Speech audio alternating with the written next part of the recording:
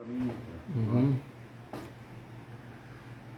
Olá, moçada pescadora e aventureira! Olha o tio Betinho aqui.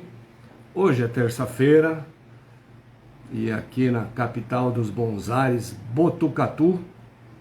Agora já em casa, são exatamente 20 horas e 30 minutos. Então, vamos começar mais aquele nosso bate-papo semanal, né? E como vocês sabem, eu sofri esses dias aí, sofri para fazer as lives onde eu estava. Não somente pelo problema de sinal, né, da região que eu estava, mas também porque estava com muita gente, então isso exigia. E quando você está trabalhando com pessoas, isso exige alguns cuidados, né? Então, para vocês terem uma ideia, né, aqui no Brasil, a gente, 8 horas da noite, 8h30, é noite. Lá nesse horário nós estamos saindo do Rio, né? Que é dia. Então, como eu acabei de chegar, eu comecei a bater um papo com vocês na minha última live, de lá da Patagônia que eu consegui fazer, dando algumas informações muito úteis para quem pretende viajar para a Patagônia chilena ou argentina. Principalmente na chilena, onde eu mais trabalho há alguns anos, né? Eu posso contribuir com algumas informações bem úteis. Então, numa das primeiras semanas, quem esteve comigo me apoiando lá foi o programa Planeta Turismo, do meu amigo Rui Fassanaro, que entrou aqui, ó. Grande amigo. Então pegamos uma semana, podemos dizer que foi uma semana de repiquete, né? Que difícil, gente, foi uma semana bastante difícil, mas nos divertimos bastante. Fizemos muita coisa, muita imagem, né? Inclusive, foi ao ar já no canal aí, Planeta Turismo, tá no YouTube, programa Planeta Turismo, já foi para TV Cultura, nesse domingo que passou, né, Rui? Já foi pro ar esse programa, muito legal, umas imagens maravilhosas, gente. É uma coisa muito legal. Para quem não foi ainda, recomendo vocês irem. Então, já começo agradecendo os apoios que eu tive nessa temporada na Patagônia chilena. Um deles foi o programa Planeta Turismo, o outro foi a Maruri, que me apoiou com algumas coisas, né, com os anzóis todos, os líderes, né? Então, algumas coisas a Maruri me apoia há muitos anos.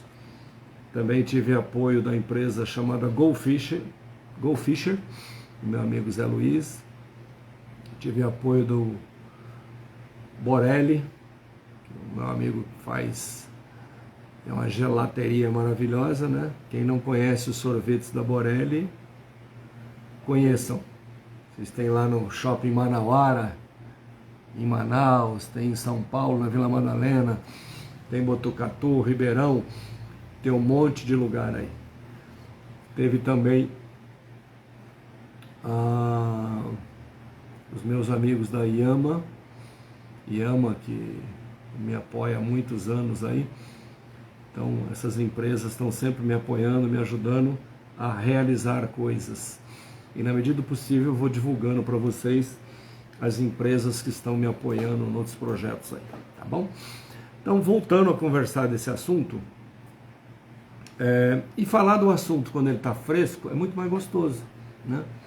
A gente não precisa nem anotar nada, gente. Eu fiz um roteiro aqui só para não me perder, porque são tantas informações que é importante a gente seguir mais ou menos um roteiro, até para poder contribuir de uma forma mais efetiva com vocês. Então, o assunto está fresquinho. Eu tive na Patagônia agora 4 semanas, né? Eu cheguei na Patagônia dia 29 de janeiro e voltei agora no dia 1º de março. Então deu um tantão de passeios. Então, para quem pretende ir para a Patagônia, eu diria, principalmente a Patagônia chilena, onde eu mais conheço, tá? Eu faria a seguinte pergunta: o que você busca lá na Patagônia, né? O que você busca? O que você espera encontrar na Patagônia? São perguntas que você tem que fazer para você não se frustrar, inclusive você escolher um roteiro que não seja de acordo ao teu sonho, porque as opções são muitas que você tem. A Patagônia, eu conheço, por exemplo, da região de lagos e rios,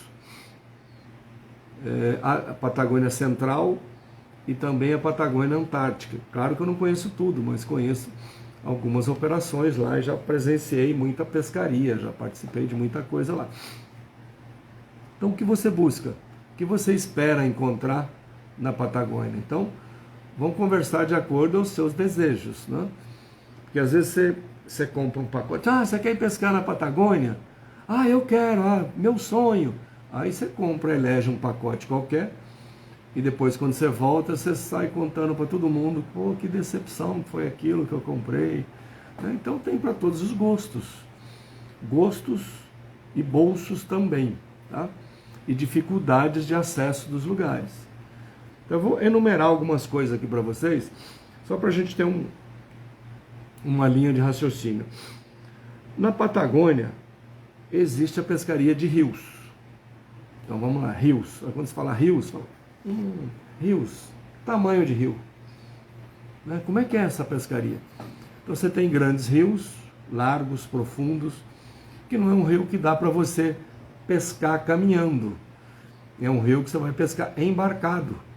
É uma pescaria embarcada, onde você tem um guia remando para 2 pescadores, né? Então você tem desde os barcos de madeira até os infláveis, que eles chamam lá de catarrafe, as balsas. Então tem um monte deles. Então normalmente são flotadas. E você tem também os pequenos rios. Nos pequenos rios, você pesca vadeando. Você está com a sua roupa, o seu waders, então dá para você caminhar dentro do rio, arremessar, entra, sai do rio, vai para a margem, caminha por dentro, pesca rio acima, rio abaixo. Então tem várias opções de você pescar. E dentro dessa linha de rios, nós temos ainda os spring creeks, que são pequenos rios, né? Normalmente rios com nascentes. Esses rios têm as suas próprias nascentes, por isso são chamados spring creeks, né? Você fala, mas tem outros rios tipo spring creeks? Tem. Tem rios que nascem de geleiras, tem, né? Tem pequenos riachinhos, outras nascentes, depois formam um spring creek também. Então tem várias outras opções. Tem spring creeks que chegam, tem rios pequenos que chegam a secar em determinadas épocas do ano. Então isso é algo preocupante, né? Então não vamos eleger um spring creek que seca, né? Esses pequenos rios bem estreitos, você fala assim, mas não dá para fazer flotada nesses pequenos rios? Não dá, gente. Spring creek é o famoso, como a gente diz lá em Sabino, corguinho. Então é um corguinho estreitinho, piquitico. Você fala, mas é fundo? Às vezes tem um poço mais fundo, mas normalmente são águas rasas. Exige uma aplicação técnica, né, um certo refino do pescador. Não é para a gente fazer uma primeira pescaria, assim, então sofre um pouquinho. Então você já tem que ter pescado pelo menos uma vez, truta, né? Então isso vai te ajudar. Não que você não possa ir de uma primeira vez, sair logo valendo. Não, é que você vai sofrer um pouquinho mais, tá? Esses pequenos rios, a gente tanto pesca dentro dele como das margens. Só que na maioria das vezes, a gente pesca da margem. Porque o rio é tão estreito que não faz sentido você estar dentro de um rio de 2 metros de largura, ou do comprimento da sua vara, a largura da sua vara. Não faz sentido você estar dentro do rio, né? Caminhando por dentro do rio, não tem necessidade, que muitas vezes é importante que você fique na margem, inclusive longe da margem, porque o peixe vai te ver. A truta, ela está em poucas águas, ela não tem onde se abrigar. Então ela é muito arisca, é muito arredia. Então é muito comum você estar distante da margem, às vezes se arremessar. A outra coisa, o sol nas suas costas também, ele jogar, refletir a sua sombra na água, acabou sua pescaria. A truta viu você vê só aquela onda de truta saindo de perto de você, porque ela já viu o seu reflexo na água. Então você pesca de margem. Aí você me pergunta assim, Betinho, mas eu não vou pescar na Patagônia porque tem vento. Então é assim, tem vento na Patagônia. Se você achar que você vai para a Patagônia e não terá vento, não vá. É preciso você eleger outro tipo de pesca, porque na Patagônia venta sempre. O dia que não venta na Patagônia tem alguma coisa errada. Porque sempre tem vento. E ventos, muitas vezes, 40, 50, 60 km por hora. Claro que a gente não vai virar pipa nesse vendaval, não. Mas você consegue usar o vento a seu favor. Então tem momentos, inclusive alguns amigos que já foram comigo, falaram, eu vou pescar daquele jeito que você me ensinou, só levantar a linha assim, ela vai lá no rio. É verdade, o vento é tanto, né, que você não tem arremesso. Não dá, muitas vezes, para você fazer false cast, você querer jogar a linha para trás para voltar. Não, você às vezes joga a linha só para cima, assim, ela já vai lá. Ou você faz um roll cast com uma certa delicadeza, né? Alguns momentos você vai segurar a mosca, dar uma arremessada só de líder, né? Então isso tudo acontece, mas nós estamos falando de spring creeks. É uma pescaria, uma outra modalidade de rio, são rios muito pequenos, onde a gente nem sempre tem acesso a esse tipo de rio no Brasil. Mas você fala assim, mas que tipo de rio eu tenho aqui no Brasil para pescar assim? Quem pesca lambari nos riozinhos, você está pescando basicamente no spring creek. É o famoso corguinho de lambari, tá? Então é um riozinho estreito, onde você às vezes caminha dentro do rio, às vezes você está na margem. Normalmente são rios de mata fechada, né? Que é difícil você estar arremessando, então muitas vezes tem que fazer arremessos laterais, ou alguns roll cast, vara mais curta. Então tem algumas coisas aí que se adapta também nessa modalidade de pequenos rios. Outra coisa para falar para vocês também é pescaria de lago na Patagônia. Sabe, mas vou entrar num lago como? Então, na maioria dos lagos, eles são mais profundos, né?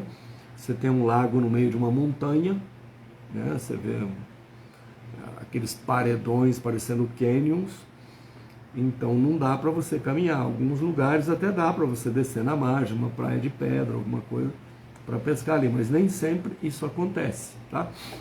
Muitas vezes, a maioria das vezes, você está embarcado também com seu guia, ele remando, normalmente ele está no meio da embarcação, vai um pescador na frente, outro atrás, e pescando em lago, tá?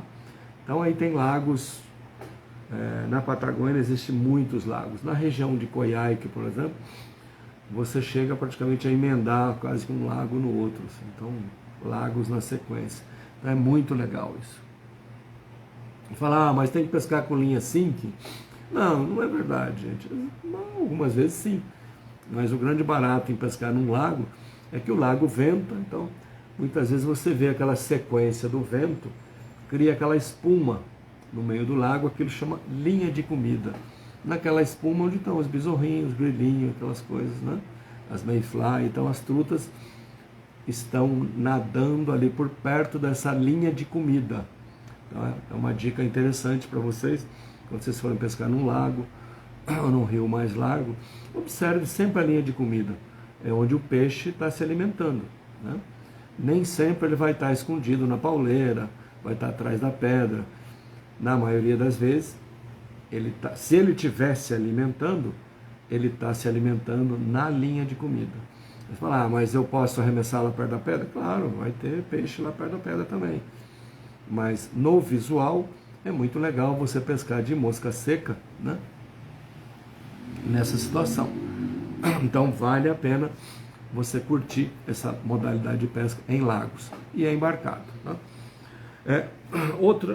Quando você fala de peixes na Patagônia, a gente pode falar de alguns peixes, trutas. Truta é o peixe mais comum de você pescar na Patagônia, chilena principalmente, e também na Patagônia argentina. Lá você tem truta arco-íris e truta marrom. Em algumas regiões você tem também a truta fontinalis, que é aquela truta do lago.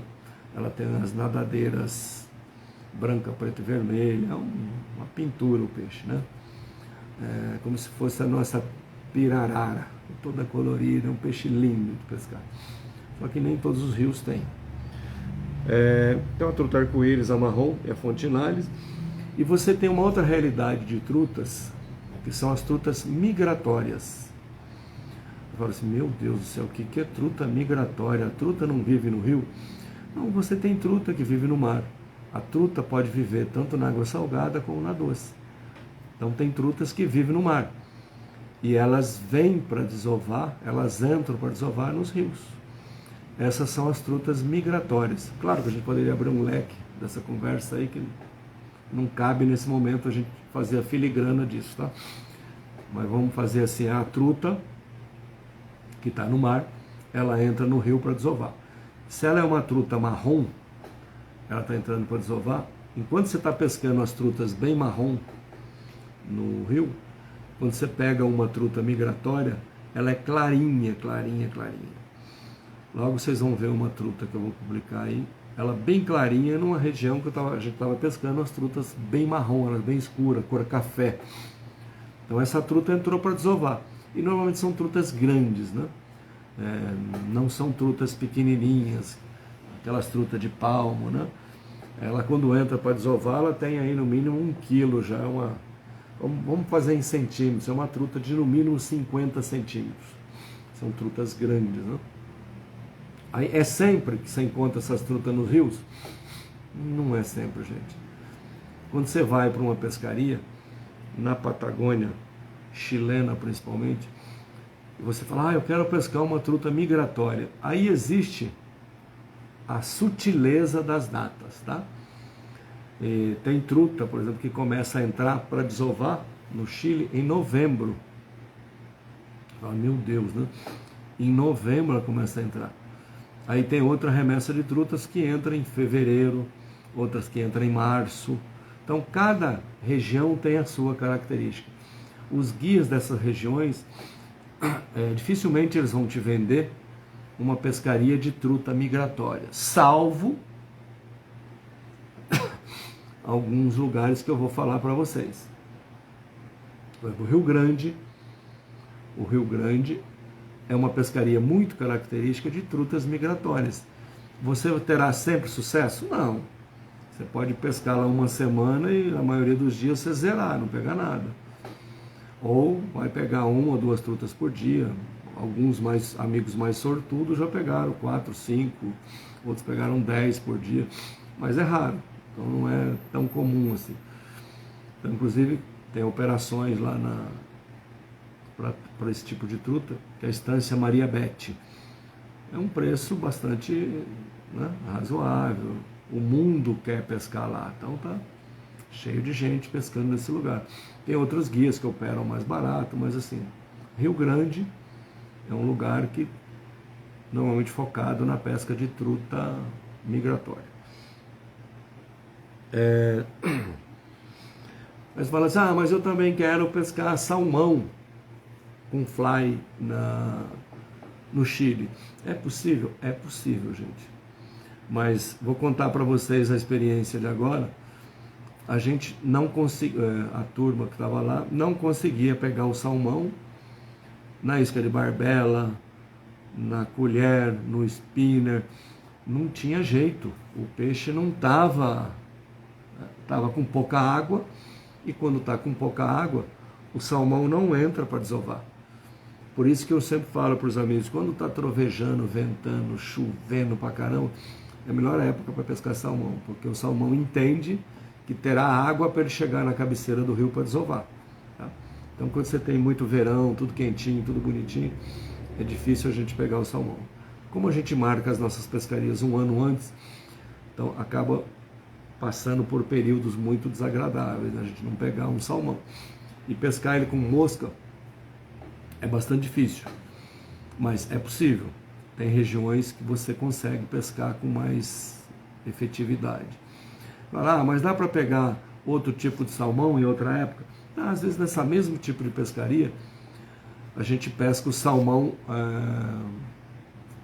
o juvenil, que ele ainda não foi para o mar, ele desovou e ele fica uns 2 anos ainda no rio, crescendo para depois ir para o mar.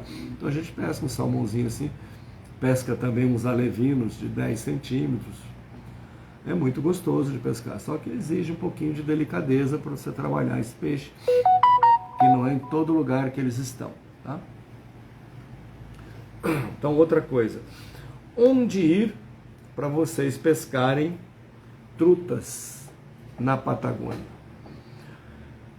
Então, existem operações já consagradas, tá? Existe um tantão delas. Por exemplo, Coyhaique, onde eu opero também. Coyhaique é a Patagônia Central. Lá eu opero em 2 lugares, que são do mesmo dono, que é o 5 Rios Lodge. Já fui lá N vezes. Você pode pescar lá 30 dias e não repetir um lugar. Então eles têm uma riqueza de águas lá muito grande, águas exclusivas que eles pescam, que eles levam os clientes, mas é um lugar já consagrado, né? Um lugar de muitos anos de operação. Tem também a fazenda deles, que é a Estância del Zorro, que é um Spring Creek também muito legal, e naquela mesma região eles também operam outros rios.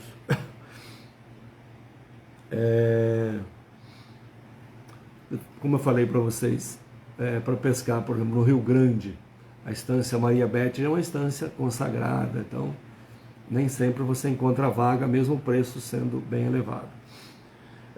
Nas regiões de São Martín de Los Andes, que está na Argentina, é muito conhecida, né? Os preços bem acessíveis, então muitas vezes você está pescando num rio, fica parecendo uma procissão, né? Aqui, a procissão de São Pedro, cheio de barco, né? Cheio de gente. Então, não é um lugar exclusivo para pescar, mas é um lugar também.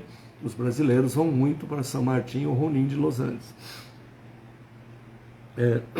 Eu venho há alguns anos, gente, buscando alternativas de pesca na Patagônia chilena. Como estou lá há muitos anos, a gente acaba sendo alma atormentada, né? E quer oferecer algumas coisas mais exclusivas para os clientes, né?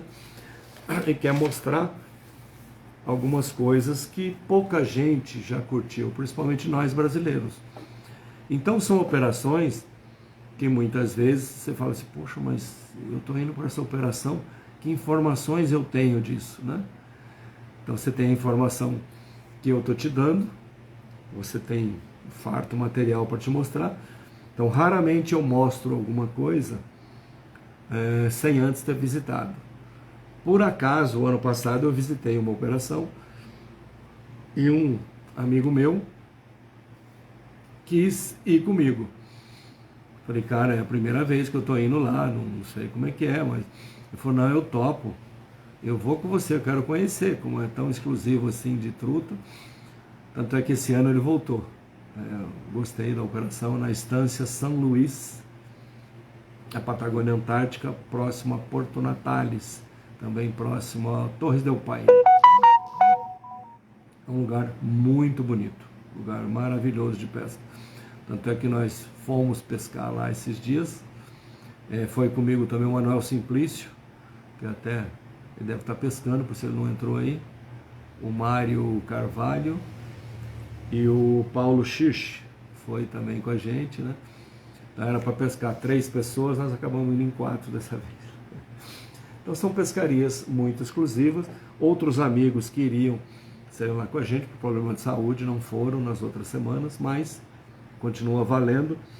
Mesmo que essa operação não funcione mais, a gente vai levar em outros rios no mesmo nível, tá? Todas essas áreas exclusivas, elas são áreas de desejo do mundo, né? Empresas como a Orvis, empresas como os fundos de investimento americanos, russos, franceses, chineses, querem comprar áreas exclusivas para instalar os seus hotéis de turismo. E se tem pesca, nem se fala, né? Então é uma pressão imobiliária muito grande nessas regiões, que pode acontecer de operações que eu já estive, de não acontecer na próxima temporada, exatamente por trocar de dono. Então isso pode acontecer. Mas, dentro do que eu tenho feito lá na Patagônia, no Rio Puelo continuo fazendo, iremos agregar outros passeios lá também, de termas, outras ilhas, Vamos visitar outras coisas bem interessantes, até mesmo para quem não quiser pescar, poder passear. A gente pode até comprar uma viagem de turismo com opções de pesca. Aí você fala assim, mas eu não quero passear, eu quero pescar todos os dias. Vai pescar. Eu quero passear. Então você vai na turma que vai passear. Tá bom? Então em Coyhaique, por exemplo, é uma região que eu opero, que eu amo aquela região. Tem as operações tradicionais e tem também uma operação chamada Game Change, que eu não lembro se eu já falei isso para vocês, mas são operações que são caminhões da Scania, tipo de um caminhão baú, um furgão, fica 2 pescadores cada caminhão desse. E tem caminhão para cozinha, para os guias, né? Então, esses caminhões vão para lugares. Então, assim, o melhor horário de pesca é o final do dia, quando a coisa está começando a escurecer, quando as trutas grandes começam a comer em cima, então é o melhor momento do dia para pescar. É uma operação que rende bastante, né, para pescar, para curtir a natureza, mas tem alguns inconvenientes, né? Essas exclusividades têm seu preço, tá? A nossa moeda não favorece muito, mas temos essas operações também. Diante de tudo isso que vem acontecendo pelo mundo, a necessidade de novas águas, todo lugar que você vai, o mundo está competindo por novas águas, tá? Então tem operadores de uma Patagônia que está desesperado buscando novas águas nessa região que eu estou buscando também.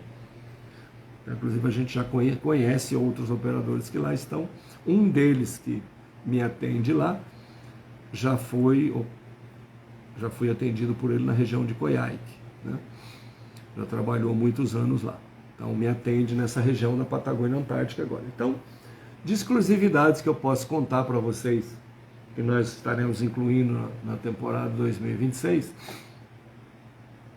além da Estância São Luís, que eu não tenho certeza se estaremos com permissões para operar novamente, nós temos nessa região da Patagônia Antártica outra estância chamada Cerro Negro. É uma estância muito grande e bem tradicional. Eles têm operações, eles têm rios na propriedade deles, que é o Rio Rubens. É um rio que eu já mostrei para vocês aí umas imagens aéreas, mas dentro de floresta, rio dentro de floresta. Então eu já pesquei na parte superior e na parte inferior desse rio, e tudo dentro dessa fazenda Cerro Negro. Tive também na estância São Lucas, que é uma estância muito grande, é uma estância de 90 mil hectares, é um absurdo de floresta o que eles têm. Então nós pescamos num rio chamado Ruelim, que é um rio que você fala, aqui nunca ninguém pisou. É um absurdo, no meio da floresta você está subindo em árvores para pular o tronco, aí você cruza o rio de um lado para o outro, o vento muda de lado. Então, truta marrom, né? E tem truta também, as trutas migratórias que vão para desovar nesse rio, e rios muito pequenos, só que nem sempre a gente vai encontrá-las, né? Tive também na estância Penitente, que é algo também maravilhoso, né? Uma estância maravilhosa, e tem inclusive hospedagem lá. No Rio Rubens, ali perto do Cerro, na estância Cerro Negro, também tem um hotel novo, vai começar a funcionar agora, que chama Hotel Rubens, muito legal, uma coisa assim muito exclusiva, aquele tipo hotel boutique, né, que nós vamos utilizar também. E todas essas operações, tem uma outra lá que eu fui visitar, que é uma região chamada Seno Construction, que é uma região que dá para a gente pescar nos rios, pescar no mar também, na desembocadura do rio no mar, pescar não só a truta como o salmão. Então, são coisas maravilhosas de acontecer, e o tio Betinho vai estar aqui para contar isso tudo para vocês. Eu não vou entrar em detalhes da pescaria, porque senão a gente vai ficar aqui uma semana, mas eu estarei à disposição de vocês Vou colocar muita coisa no canal Betinho Oliveira Oficial. Gravei muita coisa para o programa novo, que se chama, que eu ainda vou lançar, chama-se Além da Pesca. Então tem muita coisa que vocês vão curtir. Esse programa estará no canal Betinho Oliveira Oficial, também vai estar no Planeta Turismo e outros canais aí para vocês curtirem, tá? Então muito disso, das fotos, dessas viagens todas, vocês vão curtir não só no meu canal, como também estará na loja do betinho.com.br, onde terá lá um local exclusivo com descrições de cada item desse. Vai ter como se fosse um menu de operações para vocês elegerem e me perguntarem o que quiserem sobre essas operações. Combinado? Se você não está inscrito no grupo do WhatsApp, é só entrar lá na loja do Betinho, rolar lá embaixo, tem um QR Code que você captura, já está inscrito normalmente, não custa nada. Ou pode me ligar no 11 99 132 6133 que eu te inscrevo. Não é grupo de bate-papo, tá, gente? É grupo de informação.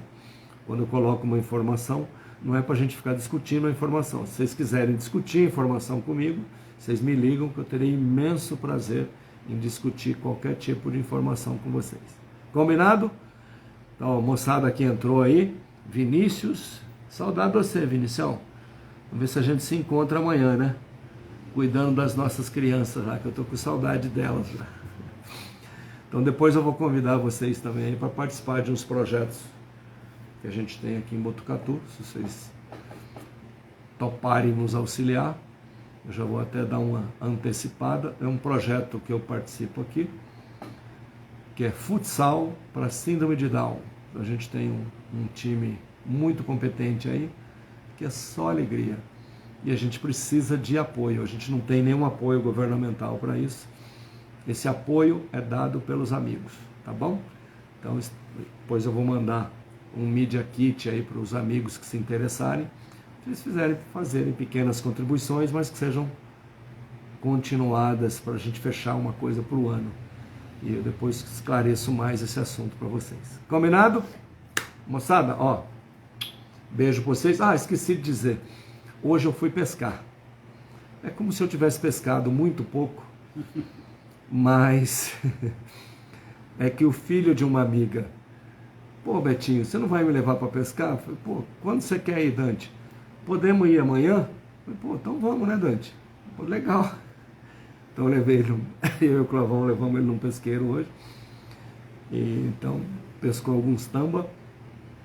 E outra coisa que eu queria falar, que eu esqueci, eu encontrei uma menina chamada Cauane, gente, 16 anos, sozinha, pescando num pesqueiro. 16 anos. Falei, menina, mas você veio sozinha? Porque você, eu não tenho amiga que pesca, ninguém pesca, né? Mas ninguém da tua família, ninguém. Aí depois apareceu o namorado dela que também não pesca, mas é uma mulher pescando. Então e pescando bem, né, Crovão? Eu, ó, para vocês mulheres, então tudo que a gente puder fazer para incluir a mulherada na pesca, maravilhoso. Então, a Cauane aí, parabéns, Cauane. Se eu conhecer mais alguém aqui em Botucatu que pesca, eu conheço a turma do Brasil aí, né, das meninas que estão pescando, Garateia Rosa, a Karina, tem a Japa, tem um monte delas, aí tem Casal na Pesca, tem um monte de meninas pescando aí. Mas aqui em Botucatu, se eu conhecer alguém, vou apresentar para a Cauane. Moçada, então, ó, beijos para vocês, fiquem com Deus e vamos comer que eu tô com fome. Boa noite aí, tchau, tchau.